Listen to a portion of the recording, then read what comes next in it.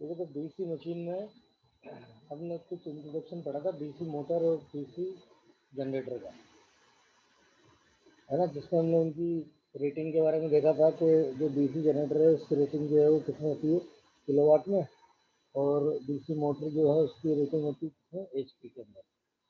ऐसे ही फिर हमने उनकी दक्षताओं का सूत्र देखा था। तो दक्षताओं का सूत्र हमने किसमें चेंज कर रखा था कि जिधर इलेक्ट्रिकल पावर होती है, तो जो जनरेटर होता है उसमें तो इलेक्ट्रिकल पावर आउटपुट में होती है, और जो मोटर होता है मोटर के अंदर इलेक्ट्रिकल पावर इनपुट होती है। तो हमने जो जनरेटर है उसकी दक्षता का सूत्र तो किसमें चेंज कर रखा था आउटपुट में, और मोटर जो था उसकी दक्षता का सूत्र हमने चेंज कर रखा था इनपुट पावर में, क्योंकि मोटर की तो इनपुट पावर इलेक्ट्रिकल होती है और जनरेटर की आउटपुट पावर इलेक्ट्रिकल होती है ना। ये तो चीज़ हमने देखी थी। इसके अलावा वर्किंग प्रिंसिपल देखे थे दोनों के कि कौन किस नियम पे काम करता है, किस वर्किंग प्रिंसिपल पे क्या करता है, कार्य करता है ना। अब अब हम मेन चीज देखेंगे डीसी मशीन की संरचना।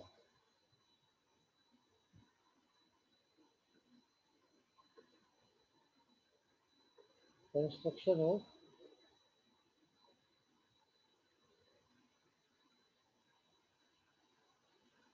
DC machine.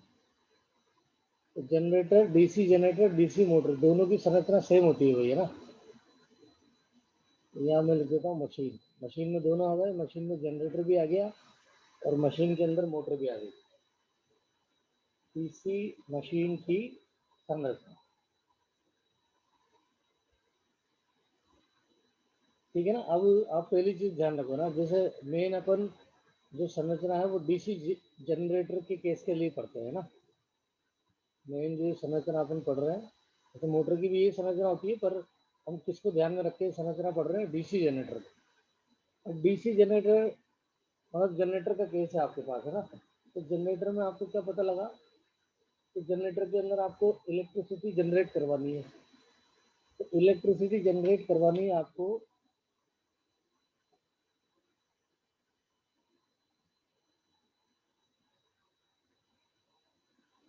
है ना, इलेक्ट्रिसिटी जनरेट करानी है।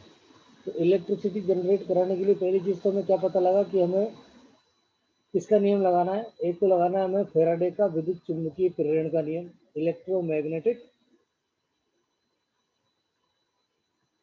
इलेक्ट्रोमैग्नेटिक इंडक्शन का नियम लगाना है हमें।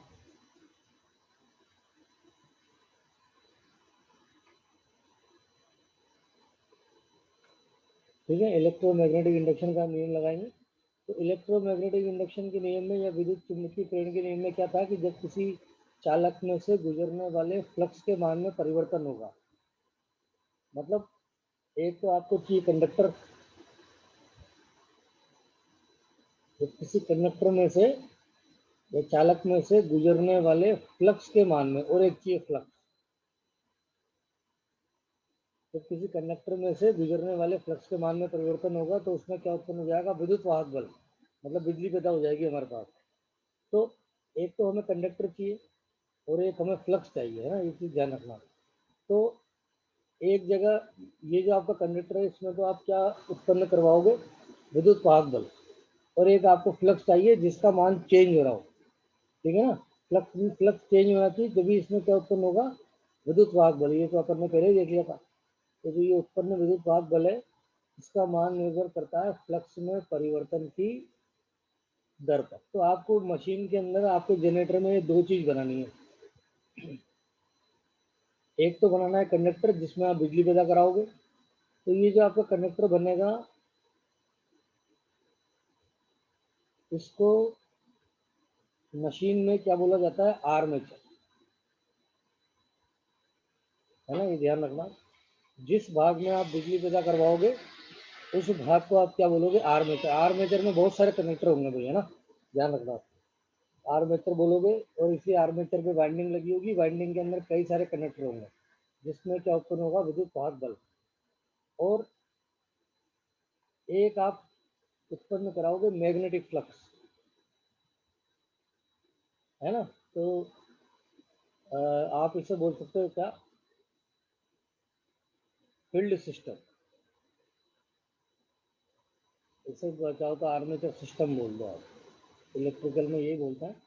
इससे बोलते हैं फील्ड सिस्टम, जिसमें आप एक वाइंडिंग लगाएंगे, वाइंडिंग में करंट फ्लो करवाएंगे और वाइंडिंग चारों तरफ क्या उत्पन्न कर देगी, फ्लक्स। Field system. तो ये दो भाग बनाने हैं हमें मशीन में, हमारे जनरेटर के अंदर बिजली पैदा कराने के लिए। एक तो आर्मेचर बनाना है हमें, जिसमें हम बिजली पैदा करवाएंगे, जिसमें हम वाइंडिंग बांधेंगे, वाइंडिंग में कई सारे कनेक्टर होंगे, और एक हमें फ्लक्स पैदा करवाना है। तो अब बात हो रही है डीसी जनरेटर की। तो डीसी जनरेटर में आपको क्या चीज़ ध्यान रखनी है कि डीसी जनरेटर में जो आर्मेचर होता है, जहाँ हम बिजली पैदा करवाते हैं, तो हम बिजली पैदा कराते हैं। अब जनरेटर में दो भाग होगा, एक भाग जो घूमेगा, रोटेटिंग गति करेगा, उसे तो आप रोटर बोलोगे, और एक भाग जो स्थिर होगा उसे स्टेट क्या बोलेंगे, स्टेटर। तो आर्मेचर स्थापित किया जाता है डीसी जनरेटर में, किसके ऊपर, रोटर के ऊपर। ध्यान रखिएगा, ये मेन चीज़ है ना, ये बहुत बहुत बार पूछते हैं कि डीसी जनरेटर में बिजली किस पे पैदा करवाते हैं या आर्मेचर कहाँ बनाते हैं। तो आर्मेचर बनाते हैं किस पे, रोटर पे। ठीक है, इस चीज़ को ध्यान रखिएगा आप, है ना। इसका एक मेन रीजन है, ऐसा क्यों करते हैं, क्योंकि हमें, आप ध्यान रखना, जनरेशन हमेशा एसी पर होता है। मतलब बिजली हमेशा कौन सी पैदा होगी, अल्टरनेटिंग। और हम इस एसी को किस में चेंज करवाते हैं, डीसी में। क्योंकि भाई बाहर तो आपको डीसी मिलेगी ना, कौन सा जनरेटर है, डीसी जनरेटर। तो आपको पैदा हमेशा बिजली जब भी पैदा होगी तो एसी होगी। क्यों, क्योंकि आप फ्लक्स चेंज करवाओगे, और फ्लक्स चेंज करवाओगे तो फ्लक्स का मान चेंज होगा, तो विद्युत वाहक बल का मान भी चेंज होगा। विद्युत वाहक बल का मान चेंज होगा तो जो करंट फ्लो होगी उसका मान भी चेंज होगा। तो जनरेशन एसी पे ही होता है हमेशा। फिर हमें एसी को हमें डीसी में चेंज कराना होता है, और ये तभी संभव होता है जब हम बिजली कहाँ पैदा करवाएं या आर्मेचर कहाँ पैदा करवाएं, रोटर पे, है ना, ध्यान रखिएगा आपको। तो डीसी जनरेटर में आर्मेचर तो बनाते हैं रोटर पे, और फील्ड सिस्टम जो है, मतलब फ्लक्स कहाँ पैदा करवाते हैं, ये जो फील्ड वाइंडिंग है उसे बांधते हैं किस पे, स्टेटर पे।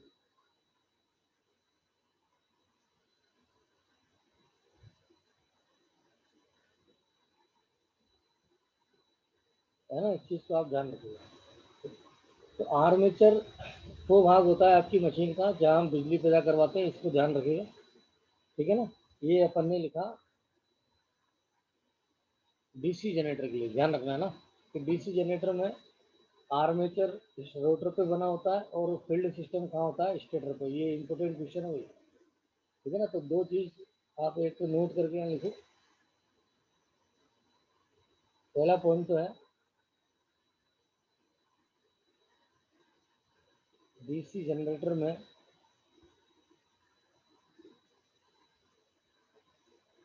आर्मेचर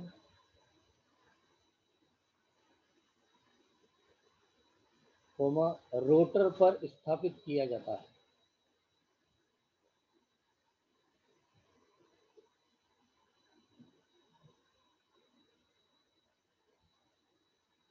रोटर पर स्थापित किया जाता है। वो पूछे क्यों, तो भाई क्यों करते हैं, क्योंकि हमें जो एसी होती है उसे किस में चेंज करना होता है, डीसी में। क्योंकि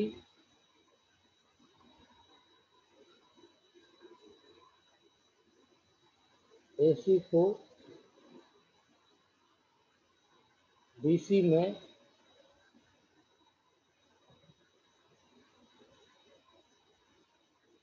परिवर्तित किया जाता है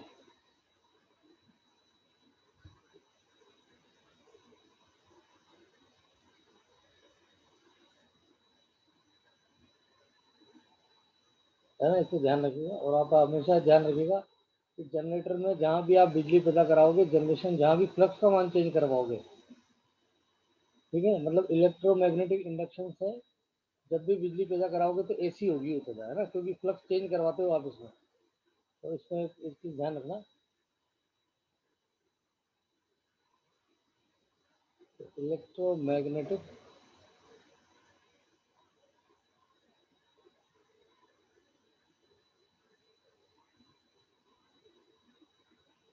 इलेक्ट्रोमैग्नेटिक इंडक्शन से हमेशा एसी जनरेट होती है।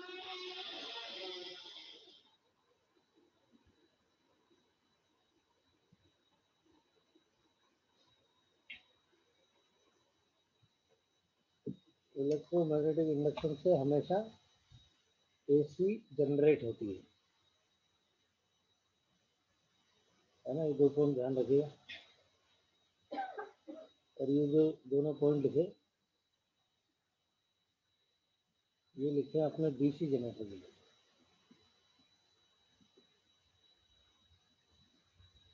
एसी जनरेटर में उल्टा हो जाता है।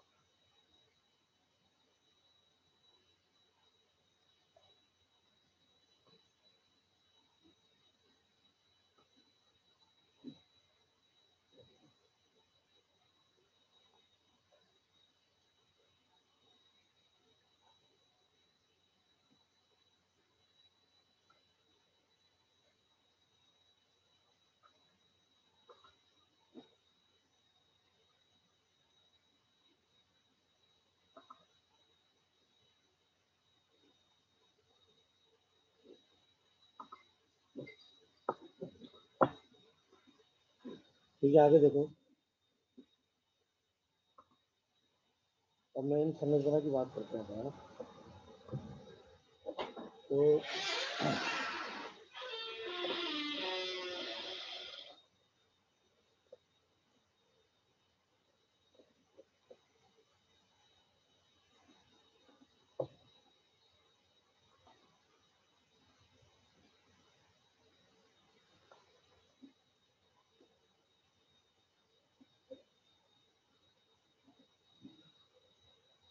इस संरचना में देखा है ना। तो एक तो ये जो बाहर वाला भाग है, जो बाहर वाला आपको भाग दिख रहा है, जो घूमेगा नहीं है ना, घूमेगा तो अंदर वाला भाग। तो जो भाग घूमेगा वो तो रोटर बोलोगे आप, रोटेटिंग गति करेगा। और जो भाग आपका कैसा रहेगा, स्थिर रहेगा। तो ये जो भाग है, बाहर वाला भाग, ये आपका स्टेशनरी भाग है।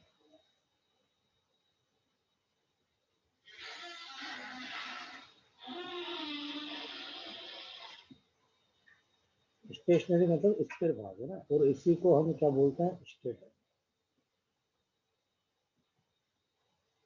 अब यहाँ आपका कोई सा ही भाग हो, कोई सी भी घूमने वाली मशीन हो आपके पास में, चाहे वो एसी हो चाहे डीसी हो, तो जो बाहर वाला भाग है, एक तो ये अंदर वाले भागों की सुरक्षा भी करता है।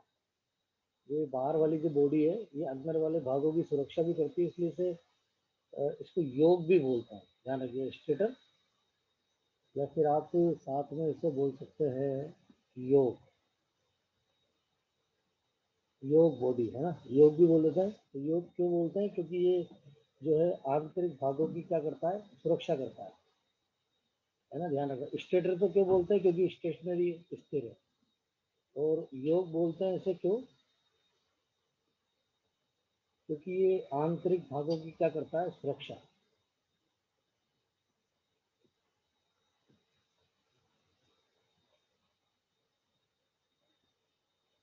आंतरिक भागों की सुरक्षा करता है ना, ये ध्यान रखिएगा आप, तो पूछते कैसे है ना। और इसी के बारे में लिख दूँ, यही लिख देते हैं योग के बारे में। तो अगर लार्ज मशीन है, इसमें देखिएगा,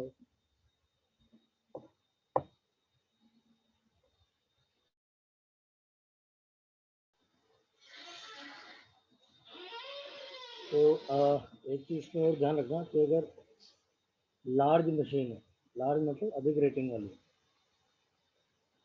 तो लार्ज मशीन में तो ये मतलब बड़ी मशीन में इससे थोड़ा मजबूत बनाएंगे तो ये स्टील का बना हुआ है ना। और अगर स्मॉल मशीन है, मतलब छोटी रेटिंग की मशीन है, तो ये कास्ट आयरन की बना हो सकता है ना, इसको ध्यान रखना। कास्ट स्टील का मतलब बड़ी मशीनों में तो स्टील होगी, और छोटी मशीन होगी तो मजबूती थोड़ी कम चाहिए होगी, तो हम और पैसा भी थोड़ा कम रखेंगे, तो जो है इसका बनाएंगे कास्ट आयरन का, है ना, ध्यान रखिएगा। और अगर शेप देखोगे तो गोलाकार है, और अब देखोगे बाहर से तो लंबा होगा, तो ये खोखला बेलनाकार होता है। अगर आकृति आप इसकी देखो, आकृति देखोगे तो खोखला तो होगा ना, बीच में इसके ये होगा, बीच तभी तो रोटर आएगा इसके अंदर। तो ये होता है खोखला बेलनाकार,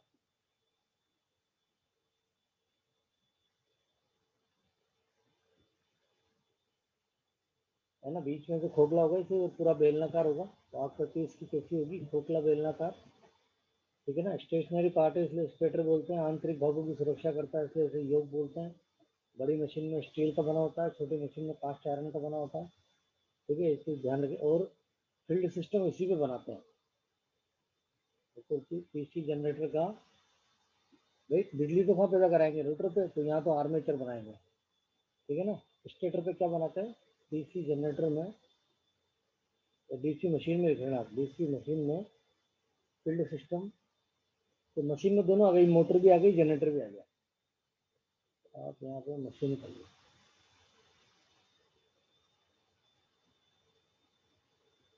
डीसी मशीन में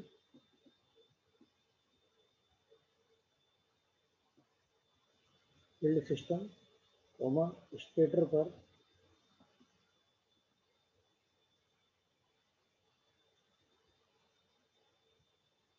स्थापित किया जाता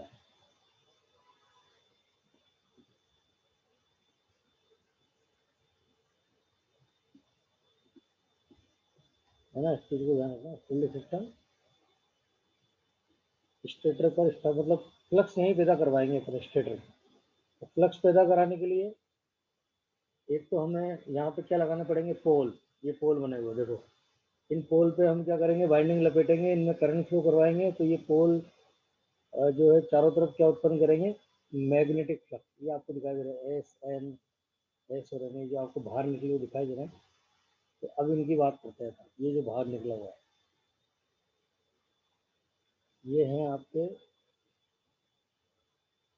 पोल। और वो भी कौन से पोल, आपने ये वाइंडिंग बांध रखी है, देखो ये वाइंडिंग के तार बाहर निकल रही है, डीसी सप्लाई दिखाई दे रही है सभी को।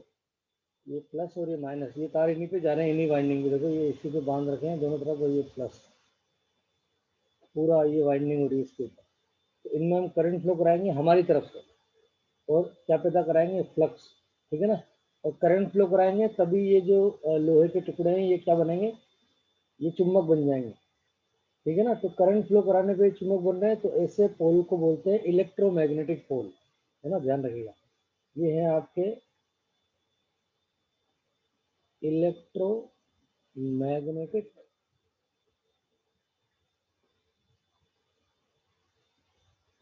पोल।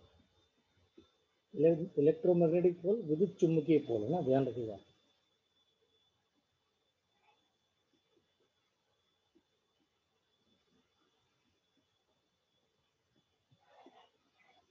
विद्युत चुम्बकीय पोल, है ना, ये दोनों चीज ध्यान रखिएगा। अब इस विद्युत चुम्बकीय पोल की अगर आप संरचना देखें तो देखिए ऐसा है।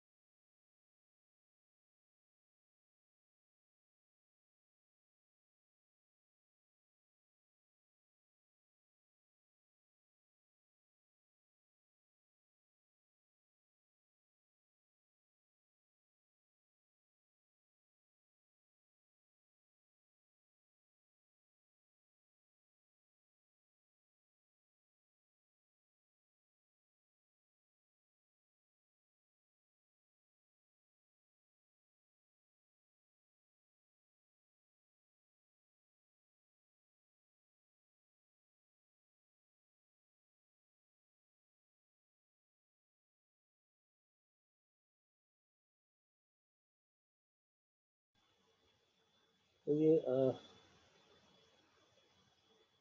इस पोल की संरचना देखो आप, है ना।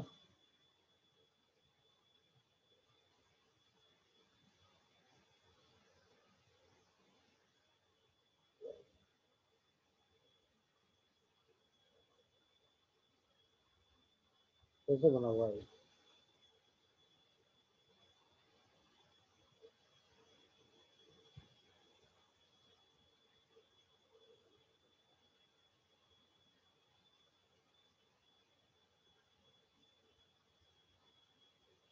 अभी तक कर लेता हूँ।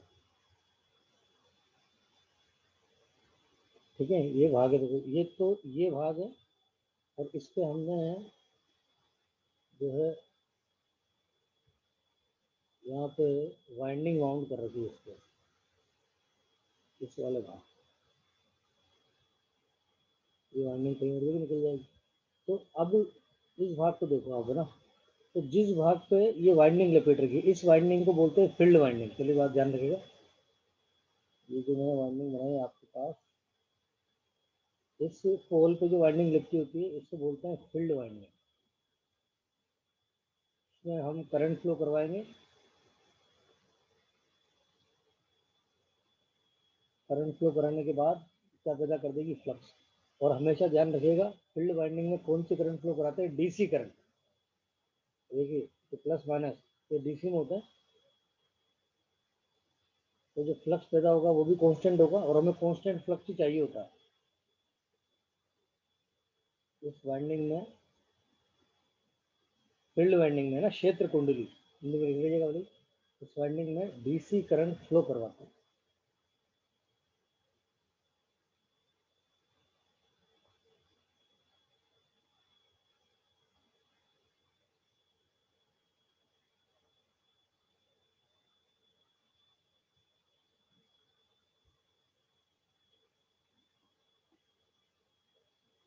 है ना, इसको ध्यान रखिएगा। और ये आपका पोल है पूरा, है ना, नीचे ऐसे निकला हुआ है। तो जिस जिस भाग पे ये आपकी क्षेत्र कुंडली हम लपेट के रखते हैं उस भाग को बोलते हैं पोल कोर। और ये आपको ध्यान भी रखना है, जिस भाग पे वाइंडिंग लपेटी जाती है उसे कोर बोलते हैं भाई। ये मैंने आपको ट्रांसफार्मर के अंदर ही बताया था, जिस भाग पे वाइंडिंग वाउंड की जाती है उस भाग को कोर बोलते हैं। तो पोल के इस वाले भाग पे आपने वाइंडिंग क्या कर रखी है, वाउंड कर रखी है, तो इस भाग को बोलेंगे आप पोल कोर, है ना, ये वाला भाग। और नीचे ये जो भाग निकला हुआ है इस भाग को बोलते हैं पोल शू, जूते की तरह दिख रहा है ये। तो इलेक्ट्रोमैग्नेटिक पोल के दो भाग होते हैं, एक तो पोल कोर जिस पे वाइंडिंग वाउंड की जाती है फील्ड वाइंडिंग, और फील्ड वाइंडिंग में डीसी सप्लाई होती है, ध्यान रखिएगा ना, डीसी, ठीक है। और नीचे वाला जो भाग है इसे बोलते हैं पोल शू। पोल शू के दो काम है, पहला तो आपकी फील्ड वाइंडिंग को गिरने से बचाना, तो नीचे आ जाएगी ना तो वाइब्रेट करेगी मशीन, तो नीचे गिर सकती है वाइंडिंग में। तो इसका एक काम तो है फील्ड वाइंडिंग को नीचे गिरने से बचाना।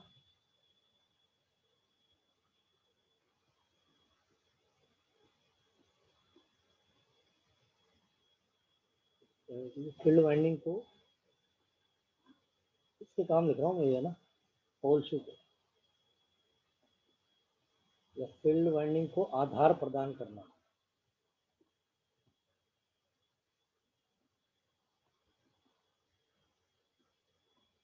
और दूसरा है, देखिए ये चारों तरफ, चारों तरफ क्या होगा, ये आपके पोल और रोटर के बीच में क्या भरी हुई है, वायु, वायु अंतराल। तो इसका काम होता है ये रोटर, देखिए जगह देखिए आप यहाँ पे, देखिए जगह पे रोटर और स्टेटर के बीच में या पोल के बीच में जो वायु अंतराल है, इस वायु अंतराल को कैसा करना, सब जगह पे समान। देखिए सब जगह पे दूरियां बराबर है जहाँ पे पोल शू लगे हुए हैं। इसका एक काम और है कि क्या काम है इसका दूसरा, वायु अंतराल को या एयर गैप को समरूप बनाना,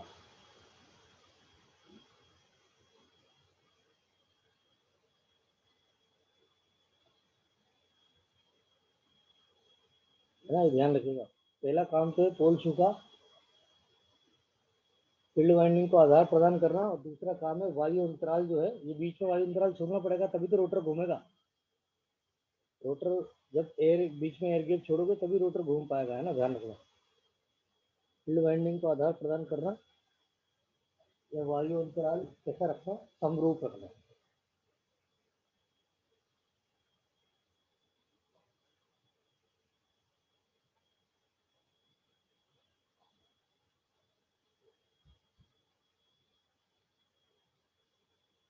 है ना, इन दोनों को ध्यान रखना। और एक और चीज इसमें, ये जो फील्ड वाइंडिंग है देखो कैसी ऐसे लपेट रखी है आपने ऐसे।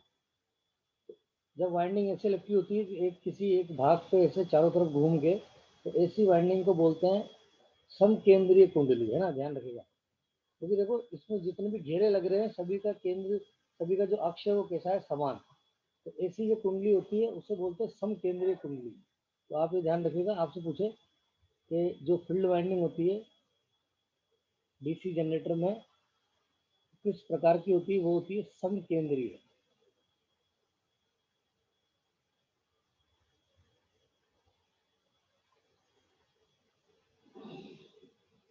प्रकार की होती है, कोसेंट्रिक, है ना, इंग्लिश के अंदर आप इसे क्या बोलोगे, कोसेंट्रिक,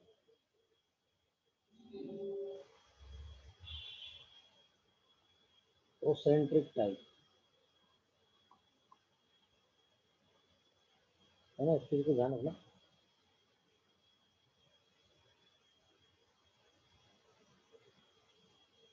तो ये भाग था किसका, स्टेटर का भाई, है ना, इस चीज को ध्यान रखना है। तो